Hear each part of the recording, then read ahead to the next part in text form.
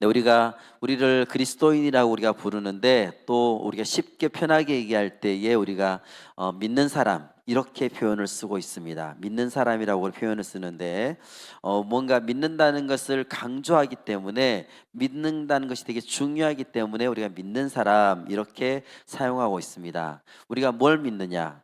우리가 삼위일체 하나님 성부, 성자, 성령 하나님을 믿고 있죠. 또 그중에 특별히 하나님 보내신 아들 예수 그리스도를 우리가 믿고 있습니다. 성경에서 알려주신 대로 예수 그리스도가 우리를 위해서 십자가에서 죽으심과 또 3일 만에 부활하심으로 인해서 우리의 구원자가 되시고 우리의 주인 되심을 우리가 확실히 믿고 있습니다. 아멘. 아멘. 또 오늘 우리가 본 히브리서 11장은 우리가 믿음장이라고 우리가 별칭으로 그렇게 불려지고 있습니다. 오늘 우리가 읽은 이 본문은 11장 전체 히브리서 전체의 결론이면서 믿음에 대한 결론이라고 할 수 있습니다. 그래서 우리가 믿음에 대한 결론으로 무엇을 말씀하고 있는지를 우리가 유심히 잘 들을 필요가 있습니다. 이 히브리서 11장에는 믿음의 선진들 아벨, 에녹, 노아와 아브라함과 이삭과 야곱과 요셉 그리고 모세 또 다윗 수많은 믿음의 선배들의 이야기들로 가득 차 있습니다. 그런 믿음의 이야기의 결론이고 또 믿음에 대한 결론이 바로 오늘 말씀입니다. 그런데 이 말씀을 우리가 읽으면서 우리가 몇 가지 좀 중요한 질문을 할 수가 있습니다. 히브리서 11장 39절 40절 말씀을 같이 읽겠습니다. 이 사람들은 다 믿음으로 말미암아 증거를 받았으나 약속된 것을 받지 못하였으니 이는 하나님이 우리를 위하여 더 좋은 것을 예비하셨은즉 우리가 아니면 그들로 온전함을 이루지 못하게 하려 하심이라. 아멘. 자, 이 사람들은 이 히브리서 11장에 나오는 우리의 많은 믿음의 선배들을 얘기하고 있습니다. 근데 그들이 받은 증거가 있다고 했고 또 약속된 것을 받지 못했다고 했습니다. 증거는 받았는데 약속은 또 못 받았다. 그리고 더 좋은 것을 예비해 줬다. 도대체 이런 것들이 무엇일까요? 자, 먼저 성경에서는 이 믿음의 사람들이 믿음으로 말미암아 증거를 받았다고 했죠. 이 11서 11장에 나오는 많은 믿음의 선배들은 삶 속에 나타난 그들의 능력, 열매, 이 모든 것들이 믿음 때문에 생긴 것입니다. 믿음 때문에 그들은 형통한 삶을 살았고 믿음 때문에 그들은 죽음의 위협을 당당히 맞설 수가 있었고 믿음 때문에 그는 순교하기까지 했습니다. 이 모든 것은 믿음의 증거라고 할 수 있습니다. 그들은 믿음으로서 증거를 받았습니다. 다시 말해서 그들은 자신들의 믿음으로서 인정을 받았다는 것이죠. 누구의 인정을 받았느냐? 하나님의 인정을 받았고 또 다른 많은 믿음의 사람들의 인정을 받았습니다. 그런데 이렇게 그들이 그 믿음의 증거로 인정을 받았는데 그들이 약속된 것을 받지 못한 것이 있다고 했습니다. 도대체 그들이 믿음으로 이렇게 열심히 살고 증거를 받았으면 당연히 약속된 것을 받아야 될 것 같은데 그들이 도대체 못 받은 약속이 뭘까요? 이 약속이라는 것은 수많은 약속 가운데 어느 한 가지 이것을 얘기하는 것이 아닙니다. 특별한 약속, 특정된 약속, 그 약속을 얘기하고 있습니다. 사도행전 13장 22절 23절 말씀을 같이 읽겠습니다. 패하시고 다윗을 왕으로 세우시고 증언하여 이르시되 내가 이새의 아들 다윗을 만나니 내 마음에 맞는 사람이라 내 뜻을 다 이루리라 하시더니 하나님이 약속하신 대로 이 사람의 후손에서 이스라엘을 위하여 구주를 세우셨으니 곧 예수라. 아멘, 아멘. 패하셨다는 것은 이제 사울 왕을 왕위에서 패하셨다는 것입니다. 그 다음 이제 다윗이 왕이 됐죠. 그러면서 다윗은 내 마음에 맞는 사람이다. 내 마음에 꼭 맞는 내 마음에 합한 사람이다고 얘기했습니다. 그리고 약속하신 대로 그의 후손 가운데 구주가 나오게 하는데 그가 바로 예수라고 말씀해 주고 있습니다. 그런 의미에서 오늘 이곳에 있는 우리들은 구약에 있는 이 성도들보다 특별한 특권을 누리고 있는 것입니다. 왜냐하면 우리는 그 약속으로 예비하신 예수님을 우리의 삶 가운데 영접했고 또 우리 마음에 모시고 살고 있기 때문입니다. 이 땅에 예수님이 메시아로 이 땅에 오셨습니다. 예수 그리스도 이렇게 얘기하면 교회를 처음 나오시는 분은 예수가 이름이고 그리스도가 성인가 이렇게 생각을 할 때가 있습니다. 예수는 이름이고 그리스도가 성이 아니라 예수는 이제 이름을 얘기하죠. 그리스도는 뭐냐면 기름 부음을 받은 자라는 뜻입니다. 그래서 이 신약 시대에는 헬라어를 사용했기 때문에 여기서 그리스도라고 얘기했고 또 구약 시대에는 히브리어를 사용해서 메시아라고 하고 있습니다. 그러니까 이 메시아나 그리스도나 둘 다 똑같은 뜻입니다. 기름 부음을 받은 자라는 뜻이 있습니다. 원래 구약 시대에는 이 메시아라는 것이 기름 부음을 받은 자인데 그 당시에는 세 가지 직분의 기름을 부었습니다. 왕과 제사장과 선지자. 그런데 이 시대가 지나면서 우리를 구원하러 오실 구세주라는 뜻으로 이것이 점점 굳어지게 된 거죠. 그러니까 메시아나 그리스도나 다 똑같은 말이라고 할 수 있습니다. 구세주, 구원자란 뜻입니다. 그런데 바로 그 구원자로 오신 예수님은 제자들에게 아주 놀랍게 선언을 하고 있습니다. 마태복음 13장 17절 말씀입니다. 내가 진실로 너에게 이르노니 많은 선지자와 의인이 너희가 보는 것들을 보고자 하여도 보지 못하였고 너희가 듣는 것들을 듣고자 하여도 듣지 못하였느니라. 옛날 구약 시대의 사람들은 보고 싶어도 못 보고 듣고 싶어도 못 들었다는 것입니다. 바로 무엇을 못 듣고 못 봤느냐? 바로 메시아 그리스도를 그들이 못 보고 못 들었다는 것이죠. 그들은 너무너무 메시아를 기다렸습니다. 너무너무 메시아를 보고 싶어 했고 너무너무 메시아를 듣고 싶어 했습니다. 그렇지만 그들은 직접 메시아를 보지 못했습니다. 그들은 계속해서 그리스도가 메시아가 우리를 압제해서 해병시켜 달라고 계속해서 외쳤습니다. 왜냐하면 이스라엘 민족은 계속해서 다른 민족 아수르 또 바벨론 또 바사 여러 민족들에 의해서 계속해서 압제를 당하며 살았습니다. 예수님 당시에도 로마의 압제 가운데 있었죠. 이렇게 다른 민족의 압제에 있었던 이 이스라엘 백성들은 계속해서 그들은 손꼽아 메시아만을 기다렸던 것입니다. 그런데 어느 날 제자들은 예수님이 하나님의 놀라운 메시지를 선포하시는 것을 보면서 그들이 알게 됐습니다. 우리 앞에 있는 분이 바로 메시아구나. 우리가 그토록 기다려던 그리스도, 구원자, 메시아가 바로 우리 앞에 있구나.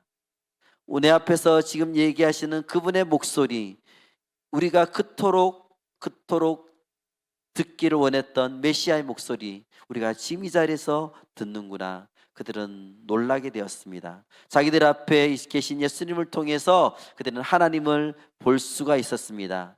육신을 입고 이 땅에 오신 하나님과 그들이 만나게 된 것이고 그분의 메시지를 그들이 듣게 된 것이죠. 예수님의 12 제자 중 하나였던 요한은 요한일서에서 우리가 그분을 들었고 우리가 그분을 보았고 우리가 그분의 손을 만졌다라고 얘기하고 있습니다. 이스라엘 백성들은 오랫동안 메시아를 염원하고 아주 간절히 사모했습니다.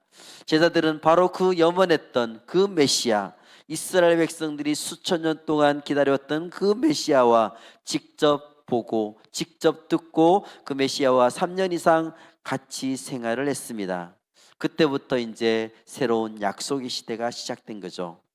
이처럼 인류의 역사 가운데 찾아오신 메시아에 관해서 우리들은 정확하게 지금 알고 있고 그분을 믿고 지금 살아가고 있기 때문에 구약시대에 있는 성도들보다 우리는 진짜 더 많은 특권을 누리고 있는 것입니다. 그렇다면 구체적으로 우리가 이 구약시대의 믿음의 선배들보다 얼마나 더 많은 것들을 누리고 있을까요? 우리가 누리고 있는 것을 우리가 잘 모를 때가 많죠. 우리가 대표적으로 5가지를 어떤 특권을 누리고 있는지를 찾아보도록 하겠습니다. 첫 번째는 우리들은 구약시대의 성도들보다 그리스도를 확실히 알게 되었습니다. 구약시대의 이스라엘 백성들은 약속이나 예언을 통해서 장차 오실 그리스도를 아주 희미하게 그들은 바라봤습니다. 앞으로 그분이 오신다는 정도는 알고 있지만 도대체 어떤 분인지 그분에 대한 정확한 지식을 알고 있지 못했습니다. 그렇지만 우리는 예수님에 대해서 정확하게 알고 있고 예수님의 말을 분명히 알고 있고 그 음성을 들을 수가 있습니다. 그런 의미에서 우리는 진짜 행복한 사람이라고 할 수 있습니다. 아멘. 구약시대 성도들이 장차 오실 구원자 예수님을 아주 희미하게 그렇게 바라보면서 그렇게 살았지만 그러면서도 히브리서 11장에 나온 것처럼 그들은 놀라운 기적의 삶을 살았는 것이 가능했다면 우리는 지금 예수님에 대해서 너무나 명확하게 잘 알고 있는 우리들은 당연히 그들보다 더 멋지게 더 멋있는 믿음의 삶을 풍성한 삶을 살아가야 되는 것이 마땅하지 않겠습니까? 아멘. 두 번째, 우리들은 구약시대 성도들보다 구원에 관해서 확실히 알고 있습니다. 아멘. 물론 구약시대에도 하나님을 믿음으로써 구원을 받았습니다. 행위로 구원받은 것은 아닙니다. 그러나 그리스도의 십자가의 사건, 부활의 사건이 일어날 때까지 예수 그리스도를 통한 구원을 확실하게 그들이 알지는 못했습니다. 구약시대 성도들은 죄를 짊고 가실 미래의 메시아를 그냥 바라보기만 했습니다. 이사야 책에 보면 수많은 예수님이 고난받는다는 이야기가 있지만 구체적으로 이사야가 모든 것을 다 알았던 것은 아닙니다. 그렇지만 우리들은 이미 십자가에서 죄를 짊어지시고 돌아가신 또 그리고 부활하신 예수님을 너무나 정확하게 알고 있습니다. 우리는 구약시대 성도들보다 구원에 관한 메시지를 정확하게 확실하게 받은 사람이라고 할 수 있습니다. 세 번째, 성령님이 우리 안에서 언제나 함께 하십니다. 아멘. 하나님은 성부, 성자, 성령 삼위일체 하나님이시죠. 그 삼위 중에 한 분이신 성령님이 우리 안에서 항상 함께 하십니다. 이것은 구약시대에 살았던 사람들은 절대로 꿈을 꿀 수 없었던 사실입니다. 우리만이 누릴 수 있는 특권입니다. 아브라함과 이삭, 야곱, 모세 이 위대한 믿음의 선배들도 이런 특권을 절대 가질 수가 없었습니다. 물론 구약시대에 성령님이 계셨습니다. 그런데 왔다 갔다 하신 거죠. 성령님이 역사하실 때는 하나님 맡기신 일들을 그들이 성령의 능력으로 그 사명을 다할 때까지 성령님이 그들과 함께 했습니다. 그런데 그 일을 다 하고 난 다음에 성령님이 떠나셨습니다.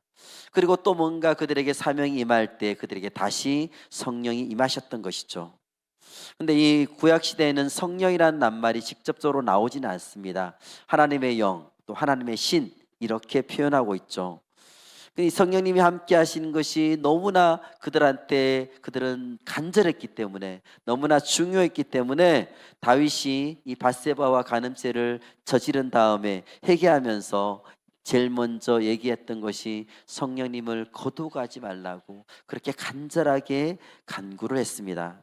시편 51편을 찬양으로 만든 가사에서 보면 정결한 마음 주시옵소서, 그 다음에 나오는 것이 주의 성령을 거두지 마옵소서. 주의 성령을 거두지 말아달라고 간절하게 기도하고 있습니다. 그렇지만 우리들은 지금 주님의 성령을 거두지 말라고 기도하는 사람이 아무도 없지요. 왜냐하면 성령님을 거두어 가시지 않기 때문입니다. 그래서 우리는 주님의 성령을 거두어 가지 말라고 기도할 필요가 없는 것입니다. 예수님께서 부활하시고 하늘로 승천하신 다음에 보혜사 성령님을 약속해 주셨습니다. 그래서 120명이 마가의 다락방에서 열심히 기도했을 때에 그때 성령님이 임하시고 그리고 난 다음에 그들 각 사람에게 임하여 주시고 그들 안에 임하셨는 성령님은 너희가 끝날 때까지 너 영원히 너희와 함께 하겠다고 약속해 주셨고 실제로 그들의 삶 가운데 영원히 함께 하셨습니다. 성령은 성령님이 언제나 우리 안에 계신다고 말씀해주고 있습니다. 그래서 이것을 신학적 용어로 성령의 내주하심이라고 하고 있습니다. 우리 안에 거하신다는 것이죠. 하나님의 거룩한 영이 성령님이 우리 안에 항상 함께 하십니다. 그래서 우리의 몸이 바로 성령님이 거하는 거룩한 성전이 되는 것입니다. 이것은 너무나 큰 특권이고 축복이라고 할 수 있습니다. 네 번째 특권, 신약시대 성도들은 미래에 대하여서 확실한 소망을 가지고 있습니다.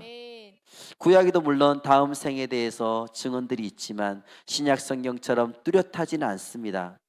새로운 언약의 계시 아래서 우리는 죽은 다음에 어떻게 부활하실지에 대해서 말씀을 정확하게 알고 있고 또 천국에 대해서도 확실하게 알고 있습니다. 이렇게 말씀을 통해서 영광스러운 천국의 소망을 가진 우리들은 진짜 하나님이 주시는 참으로 된 복된 사람, 참으로 특권을 누리고 있는 사람이라고 할 수 있습니다. 다섯 번째 특권은 신약시대 성도들은 올바른 교회관을 가지게 되었다는 것입니다. 아멘. 신약교회는 이스라엘 백성을 중심으로 한 교회가 아닙니다. 사도행전을 제일 처음에 읽어보면 성령을 받았을 때에 그때의 교회가 시작이 됐고 그때까지만 해도 유대인들이 모였던 교회였습니다. 근데 이제 유대인이 아닌 사람은 그 안에 없었는데 그 후에 박해가 일어나면서 성도들이 여기저기 흩어져 버렸습니다. 그래서 이방인들이 예수님을 믿게 된 것이죠. 그래서 예수님을 구세주로 믿는 사람들은 누구나 하나님의 백성, 교회의 일원이 될 수 있게 된 것입니다. 구약 시대에도 이방인 중에서 믿음으로 구원받은 사람들이 있습니다. 하나님은 이방인들에게도 당연히 관심이 있죠. 이 세상을 창조하실 때부터, 온 세상을 창조하실 때부터 모든 사람을 사랑하셨기 때문입니다.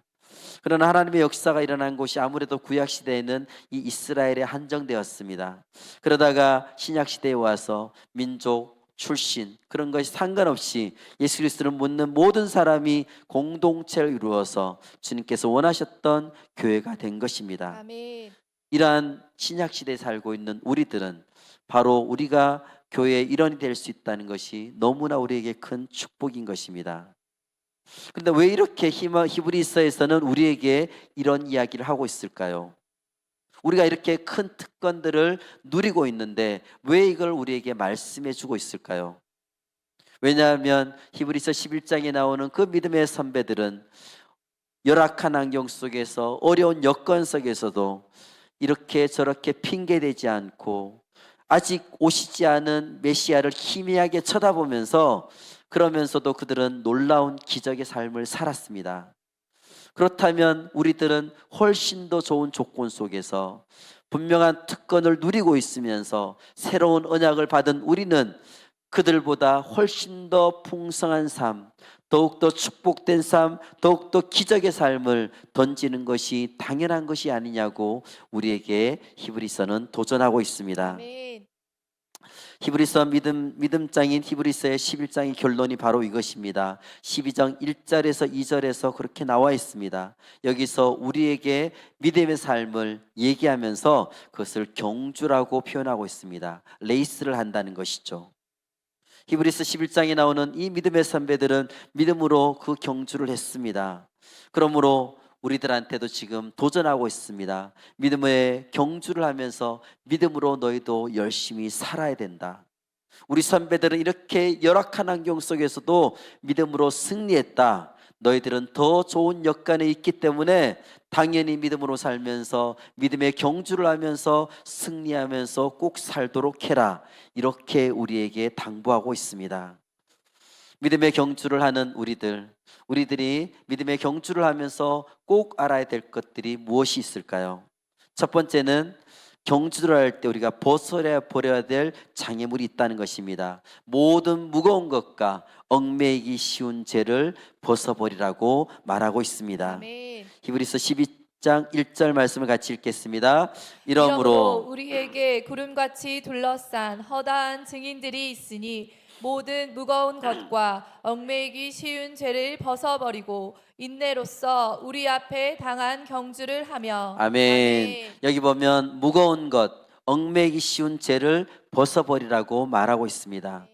우리한테 있는 무거운 짐 우리가 주님께 다 맡겨야 될 것입니다. 아멘. 그런데 그 짐을 맡기지 않고 내가 지금 짊어지고 있고 그러면서 뭔가 경주를 하겠다고 하고 있는 무거운 짐을 짊어지고 경주하려고 하는 어리석은 모습이 우리들 안에 남아 있다는 것입니다. 예수님을 믿는 것은 예수님이 운전하고 계신 버스에 타는 것하고 똑같습니다. 그런데 우리가 버스에 타고서도 이 무거운 짐을 계속 들고 있는 것입니다. 버스에 터준 것만 해도 너무 감사합니다. 제가 그래서 그냥 계속 내 짐을, 내 가방을 이렇게 들고 있는 것입니다. 가방 그냥 내려놓으세요라고 했더니 내가 태워주신 것만 해도 너무 감사한데 이 정도는 제가 들고 있어야 되지 않을까요? 이런 것이 바로 지금의 우리의 어리석은 모습이라고 할 수 있습니다. 예수님을 믿으면서 그동안 내가 들고 있었던 무거운 짐을 그냥 주님께 맡기고 그냥 버스에 내려놓으면 되는데 그냥 계속해서 내가 들고 있겠다고 그러면서 계속 무거운 짐을 들고 버스를 타고 가고 있는 우리의 모습, 너무나 답답한 모습이라고 할 수 있습니다. 예수님을 믿는다고 하면서도 예수님을 제대로 믿지 않으면서 염려와 걱정과 불안과 이런 것들을 계속 짐을 가지고 있는 우리의 모습이 아닌가, 우리가 돌아봐야 될 것입니다. 아멘. 요즘 동계올림픽이 한창입니다. 쇼트트랙 우리나라 효자 종목이죠. 그동안 메달이 시원치 않아서 사람들이 너무나 걱정했는데 그래도 역시나 메달을 잘 땁니다. 그런데 이 쇼트트랙에 나오는 이 선수들의 옷을 가만히 생각해 보시길 바랍니다. 수영 선수랑 마찬가지로 몸에 바짝 붙는 달라붙는 옷을 그들이 입고 나옵니다. 왜 그렇게 입느냐? 공기 압력을 최대한 줄이려고 그렇게 입고 나오는 것입니다. 만약에 쇼트트랙 선수가 경주에 나왔는데 온갖 액세서리를 온몸에 다 붙입니다. 그렇게 멋있어 보이려고 뒤에다 멋있는 백도 뒤에 합니다. 온갖 것을 다 걸치고 나온 선수를 본 적이 있습니까? 그런 선수는 절대 없습니다. 왜냐하면 내가 그 경주에서 이기기 위해서는 최대한 나의 몸을 가볍게 해야 되는 것입니다. 선수들은 최대한 가벼운 옷을 입고 최대한 가벼운 스케이트를 신고 그 경기장에 나옵니다. 특별히 이 아주 유명한 선수들은 이 협찬을 받아가지고 공기의 저항을 줄이고 잘 나가기 위해서 최고로 비싼 자기만을 위해서 특수 제작된 옷과 스케이트를 신고 나옵니다. 바로 그겁니다. 경주하려면 우리 몸에 지니고 있는 것들을 우리는 다 벗어버려야 되는 것입니다. 내려놓아야 되는 것입니다. 무거운 짐을 들고 온갖 액세서리를 우리가 하면서 경주를 하겠다고 그 경기장에 나오는 것 자체가 너무나 어리석은 행동입니다. 믿음의 경주에서도 우리가 잘 달리기 위해서는 바로 그런 무거운 짐을 우리는 벗어야 되는 것입니다. 아멘. 그리고 얽매이기 쉬운 죄의 사슬을 우리는 끊어버려야 될 것입니다. 아멘. 뛰려고 하는데, 경주하려고 하는데 지금 다리에 사슬이 묶여져 있습니다. 그러면 경주를 도저히 할 수가 없는 것이죠. 내가 이렇게 믿음의 경주를 하는데 방해가 되는 무거운 짐들이 무엇이 있을까요? 나를 얽매이게 하는 어떤 죄들이 나에게 무엇이 있을까요? 돈만을 추구하는 나의 모습, 명예를 추구하는 나의 모습이나 사회적인 위치나 성공만을 바란다거나 육신의 욕망을 따라간다거나 우리의 정욕을 따라가는 그런 모든 것들이 우리에게 무거운 짐이 되는 것입니다.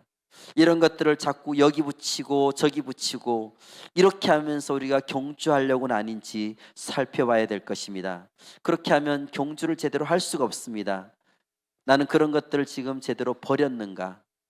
우리 자신을 점검해 봐야 될 것입니다. 아멘. 주님을 따라서 경주를 하는데 방해가 되는 것들이 무엇인가를 자세히 곰곰이 생각해 보시길 바랍니다. 아멘.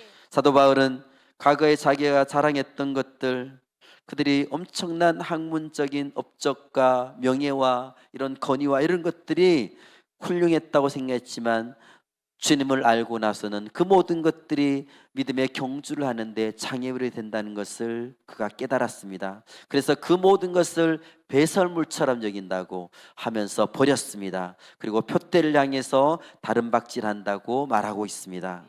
내가 움켜쥐고 있는 모든 무거운 것과 얽매기 쉬운 죄를 벗어버리고 홀가분한 마음으로 믿음의 경주를 하는 우리 모든 베델 가족들 되시기를 예수님 이름으로 축복합니다. 아멘. 믿음의 경주를 하는 우리들이 알아야 될 것 두 번째는 경주할 때의 필수 덕목인 인내입니다. 인내하지 않으면 우리는 결코 그 목적지에 다다를 수가 없습니다. 히브리서 12장 2절 말씀 같이 읽겠습니다. 믿음의 주요 또 온전하게 하시는 이인 예수를 바라보자.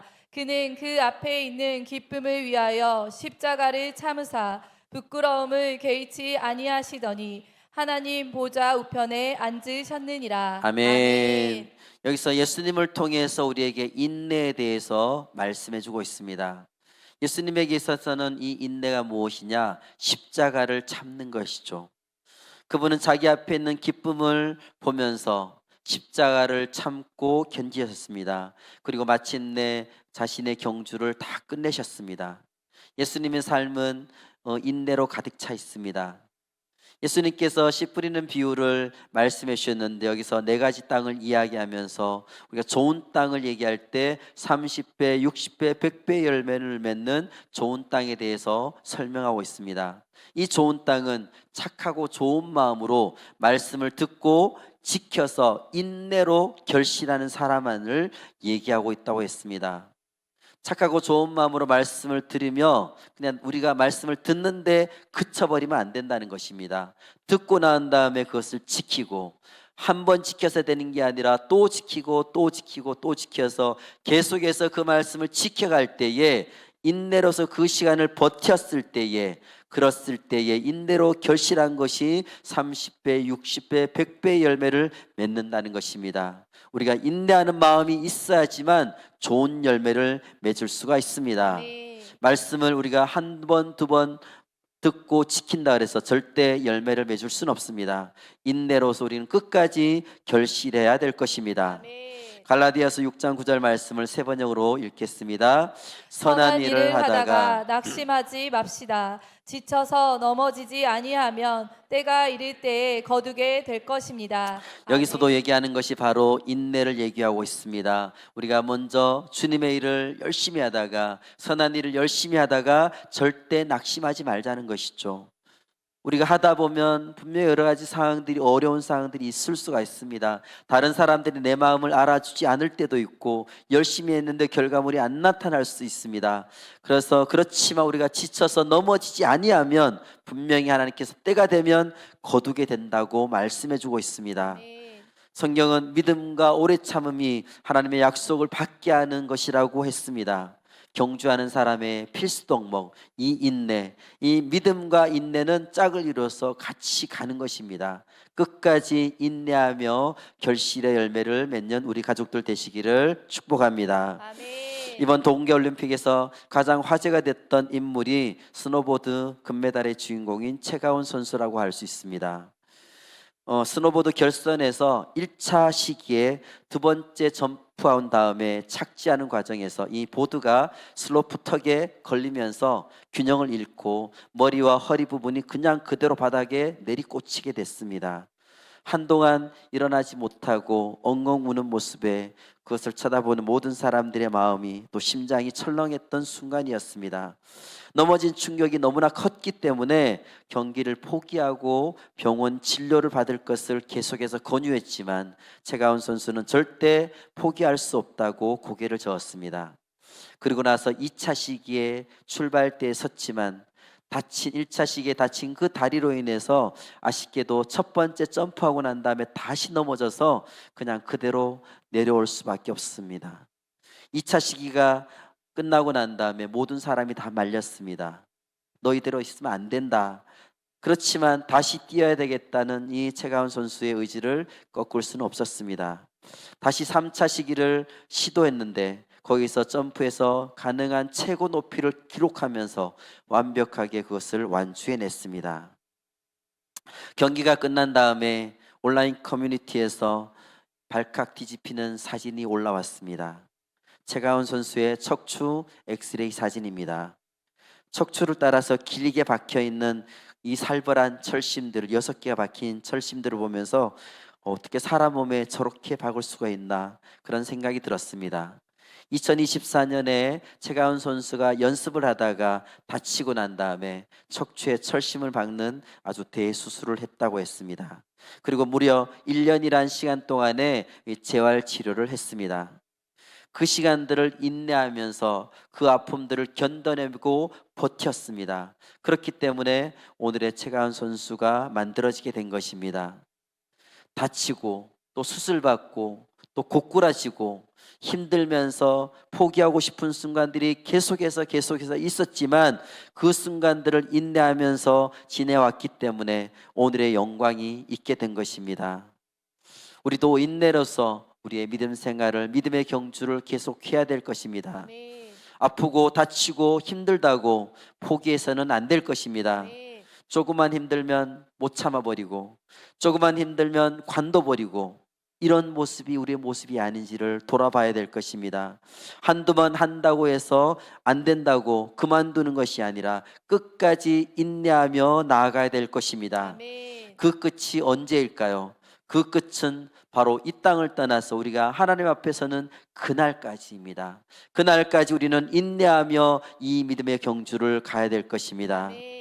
십자가를 참으신 예수님의 그 모습을 본받아서 인내로서 믿음의 경주를 달려가는 우리 모든 베델 가족들 되시기를 예수님 이름으로 축복합니다. 아멘. 믿음의 경주를 하는 우리들이 꼭 알아야 될 것, 마지막 세 번째, 경주의 목표가 무엇이냐는 것입니다. 이 경주의 목표는 예수를 바라보는 것입니다. 아멘. 아멘. 히브리서 12장 2절 말씀을 같이 읽겠습니다.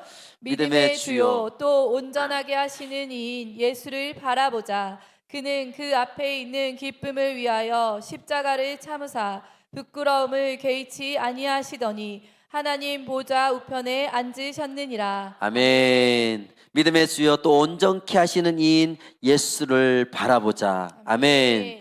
주님은 우리가 믿음의 이 출발을 하게 된 시발점이 되시고 마지막 종착지가 되신 분이 바로 우리 주님 예수님이십니다. 우리 신앙생활의 출발이 언제일까요? 교회에 처음 출석한 날? 아닙니다. 세례받은 날 아니고 우리가 예수님을 인격적으로 영접한 날, 예수님을 나의 구주와 주인으로 영접한 날이 우리의 믿음의 레이스를 시작하게 된 출발점이 되는 것입니다. 그때부터 우리는 어디를 보고 달리고 있을까요? 우리는 무엇을 향해 달리고 있을까요? 예수님만을 바라보고 예수님을 바라보며 그분을 향해서 우리는 달려가는 것입니다. 아멘. 우리 경주의 믿음의 경주의 목표점에는 바로 예수님이 계십니다. 아멘. 주님을 만나면서 우리의 믿음의 경주가 시작됐고 우리는 끝까지 주님만을 바라보며 달려가는 것입니다. 아멘. 우리가 주님을 바라보며 뛴다는 것은 무엇을 의미할까요?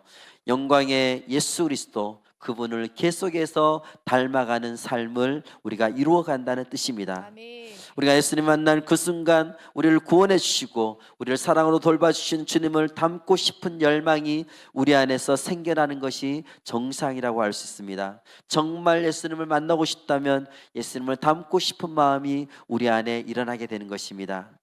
예수님이 우리 믿음 생활의 가장 마지막의 목표입니다. 그래서 예수님을 향해 나아가고 예수님 향해 닮아가는 것입니다.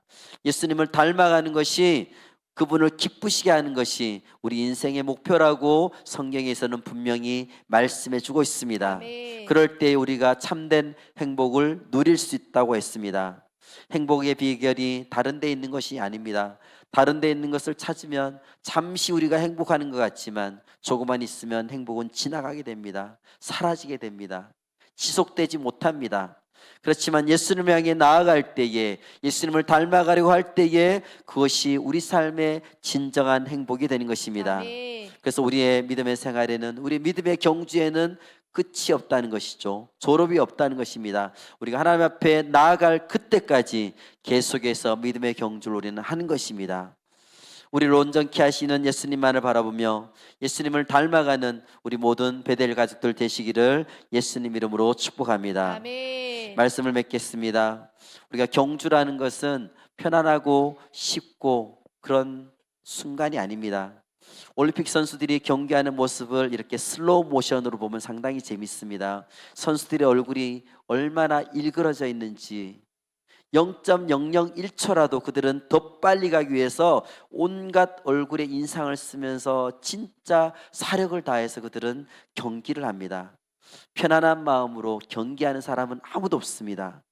그 과정에서 힘들어 피곤해서 멈출 수도 있고 경기하다 아파서 쓰러질 수도 있습니다.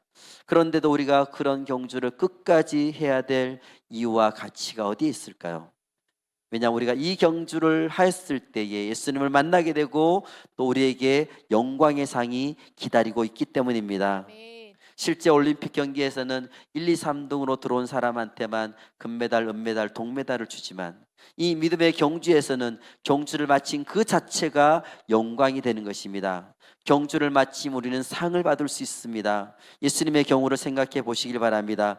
히브리서 12장 2절 하반절 말씀입니다. 그는 그 앞에 있는 기쁨을 위하여 십자가를 참으사 부끄러움을 개의치 아니하시더니 하나님 보좌 우편에 앉으셨습니다. 예수님께서는 우리보다 먼저 이 땅에 오셔서 우리보다 먼저 믿음의 경주를 하셨고 그 경주의 끝을 맺었습니다. 예수님은 자기 앞에 놓여 있는 그 기쁨, 그 상을 바라보면서 십자가의 모진 고통을 다 참으셨습니다. 골고다 언덕, 십자가에 있는 그 골고다 언덕 그 너머에 있는 부활의 영광을 믿음으로 보신 것입니다. 십자가는 진짜 정말로 끔찍하다고 할 수 있습니다. 너무나 무섭습니다. 그런데 그 너머에 부활의 영광을 보셨기 때문에 예수님은 십자가의 모진 고통을 다 참을 수가 있었고 인류 그것을 통해서 우리에게 새로운 역사가 시작될 수 있었던 것입니다. 마침내 주님은 경주를 다 마치시고 하나님 보좌 우편에 앉으셨다고 말씀해 주고 있습니다. 그 영광스럽고 그 거룩한 자리에 또 온 인류를 통치하는 그 주님의 자리로 다시 한번 복귀하신 것입니다. 주님이 십자가를 견딜 수 있었던 것은 앞에 있는 상을 바라보셨기 때문입니다. 히브리서 11장에 나오는 많은 믿음의 선배들이 있습니다. 그들이 믿음으로서 죽음을 이기고 역경과 고난을 견디면서 승리의 삶을 살 수 있었던 것은 그들이 신실하게 이 경주를 다 하고 난 다음에 상을 주시는 하나님을 그들이 확실히 신뢰했기 때문입니다. 히브리서 11장 6절 말씀입니다. 믿음이 없이는 하나님을 기쁘시게 하지 못하나니 하나님께 나아가는 자는 반드시 그가 계신 것과 또한 그가 자기를 찾는 자들에게 상 주시는 이심을 믿어야 할지니라. 아멘. 너무나 감사한 것은 하나님이 당신을 찾는 자들에게 상을 주신다는 것입니다. 우리가 완벽하게 경기에서 1등이든 3등해야 상을 주는 것이 아니라 우리가 간절히 하나님을 찾으면 하나님은 우리에게 상을 주신다고 말씀해 주고 있습니다. 하나님은 우리에게 정말로 상을 주시는 분이십니다. 그러므로 우리의 경주는 절대로 헛된 것이 아닙니다. 경주가 끝나면 하나님이 주시는 그런 영광의 상이 우리를 기다리고 있습니다. 그러므로 우리는 바로 오늘 땀과 눈물을 흘리면서 인내할 수가 있는 것입니다. 기도를 열심히 하는 분들이 있습니다. 매일 새벽에다가 기도하고 성전에 와서 기도하고 또 금식을 하면서 열심히 기도를 하십니다. 그런데 그럴 때마다 모든 기도 응답이 되면 얼마나 좋습니까? 그런데 기도 응답이 되지 않을 때가 있습니다. 오히려 반대로 또 일이 잘못될 수도 있습니다. 그럴 때 주위에 있는 사람들이 그렇게 열심히 기도해 봤는데 소용이 없네, 이렇게 얘기하는 경우들이 있습니다. 그렇게 금식해 봤자 소용이 없네. 그런데 이것은 상당히 근시안적인 생각이라고, 어리석은 생각이라고 할 수 있습니다. 끝까지 가면 어떻게 될까요? 우리는 이렇게 영원이라는 시간을 한번 생각해 보시기 바랍니다. 지금 우리가 이 땅에서 살아도 한 100년 정도 산다고 할 때 100년 너무나 긴 시간이지만 영원에 비해서는 아주 엄청나게 짧은 시간이라고 할 수 있습니다. 이 영원, 이 긴 시간, 이 엄청나게 긴 시간을 영원한 상을 받고 누리며 살게 되는데 왜 지금 우리가 기도 한순간에 기도 응답이 안 된다고, 소용이 없다고 얘기할 수 있을까요? 가장 가치 있는 일, 가장 고귀한 일, 하나님이 기뻐하시는, 하나님 인정하시는 그 기도를 하는 것이 하나님이 당연히 영원한 상급을 향해서 나아가는 우리들한테 하나님이 기뻐하신 일이고 하나님 인정하신 일인 것입니다. 우리 믿음의 선배들은 바로 그것을 봤기 때문에 자기의 목숨을 바쳐서 이 믿음의 경주를 했던 것입니다. 그들은 이 믿음의 경주를 하면서 비참하게 죽기도 했습니다. 목이 잘리기도 했고 톱으로 켬을 당하고 또 엄청난 고난을 받으면서 순교를 했습니다. 물론 그런 모습을 보면서 우리가 안타깝기도 하죠. 힘들고 마음이 어렵기도 합니다. 그렇지만 그들은 영원한 상을 기다리고 있기 때문에 그런 모든 것을 믿음으로 견뎠던 것입니다. 소용이 없는 것이 아니라는 것이죠. 우리는 영원한 천국을 믿음의 눈으로 볼 수 있어야 될 것입니다. 올림픽 경기를 하는 모습을 봤더니 거기 진짜 수많은 사람들이 거기서 영원히 거기 많은 사람들이 거기서 열심히 응원을 하고 있습니다. 엄청난 응원단들이 응원을 하고 있는 것을 우리가 볼 수 있습니다. 그렇지만 우리의 믿음의 경주는 그보다 훨씬 더 많은 사람들이 우리의 믿음의 경주를 응원하고 있다는 사실을 우리는 기억해야 될 것입니다. 히브리서 12장 1절 상반절 말씀입니다. 이러므로 우리에게 구름같이 허다한 증인들이 있으니, 아멘. 여기서 나오는 이 증인들은 히브리서 11장에 나오는 모든 믿음의 선배들을 얘기하고 있습니다. 그들이 우리의 응원단이 되어서 열심히 우리를 응원하고 있습니다. 아브라함이 누구야 힘내라, 노아가 우리에게 화이팅, 이렇게 우리에게 계속해서 지금도 하늘나라에서 우리를 내려다보면서 열심히 믿음의 경주를 하라고 응원하고 있다는 것입니다. 아멘. 그 중에 아벨도 있고 에녹도 있고 요셉도 있고 이런 분들이 우리를 계속해서 응원하고 있습니다. 또한 그들은 주님을 사랑하는 믿음과 앞으로 올 소망을 가지고 구차히 목숨을 구하려 하지 않고 고난받으면서 순교한 사람들입니다. 하나님 믿는 신앙 때문에 그들이 조롱을 받기도 했습니다. 결박을 당하기도 하고 옥에 갇히기도 하고 돌로 침을 당하기도 하고 톱으로 켬을 당하기도 하고 칼로 베이고 환난과 궁핍과 학대가 그들 안에 있었지만 그들은 그것을 믿음으로 견뎠던 것입니다. 그들이 지금 우리를 응원하면서 이렇게 말하고 있습니다. 우리 다 같이 읽도록 하겠습니다. 우리는 이 땅에서 상을 받지 못했다. 그러나 우리는 영광스러운 천국의 상을 바라보면서 달려갈 길을 마쳤다. 우리는 칼에 베임을 당하고 톱에 켬을 당하고 여기저기 떠돌아다니며 유리하면서도 달려갈 길을 다 달렸다. 여러분은 우리보다 훨씬 나은 환경에서 살고 있지 않은가? 그렇다면 핑계댈 수 없다. 그러므로 오직 예수님만 바라보고 달려가라. 이러한 믿음의 응원단이 우리보다 앞서 이 길을 달려갔고 우리가 달려가야 될 이 길을 너무나 잘 알고 있는 분들이 이렇게 우리에게 응원하고 말씀하고 있습니다. 이분들은 누구보다도 이 믿음의 경주의 고독함과 아픔과 외로움을 너무나 잘 알고 있습니다. 그런 그들이 우리를 향해서 응원하면서 이렇게 얘기하고 있습니다. 믿음의 주요 또 온전케 하신 이인 예수를 바라보자. 아멘. 아멘. 아멘. 믿음의 주여 또 온전케 하신 예수님만을 바라보며 우리는 믿음의 경주를 해야 될 것입니다. 아멘. 우리는 구약시대에 살았던 이 믿음의 선진들보다 훨씬 더 좋은 여건 속에서 훨씬 더 확실한 특권을 누리면서 확실한 약속을 붙잡고 살고 있습니다. 그렇다면 이 믿음의 선배들 우리한테 도전하는 이 도전에 대해서 우리는 뭐라고 얘기해야 될까요?